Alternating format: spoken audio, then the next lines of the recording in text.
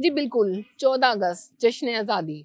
आज 14 अगस्त है और पूरे मुल्क पाकिस्तान में जश्न आज़ादी पूरे जोश-ओ-खरोश से मनाई जा रही है। ये जो आज़ादी का दिन है, ये जो आज़ादी की नेमत है, ये एक दिन में नहीं मिली।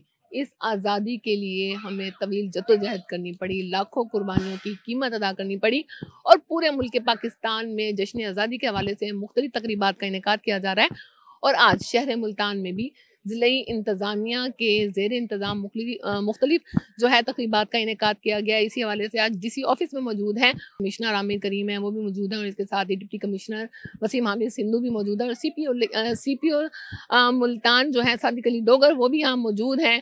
यहाँ पर जो तकरीब की शुरुआत हुई है तिलावत कुरान मजीद नाते रसूल मकबूल से की गई, उसके बाद गुब्बारे छोड़कर खुशियों का इजहार किया गया। उसके बाद मुख्तलिफ दस्तों ने परेड की और इसके बाद परचम कुशाई की जो है पुरवकार जो रस्म है उसको अदा किया गया और वतन अजीज़ की सलामती के लिए दुआ मांगी गई। और सबसे एंड पे ज़िले इंतज़ामिया के ज़ेर इंतज़ाम मुल्तान बाइकर ने एक बड़ी पुरवकार बाइक रैली निकाली। जी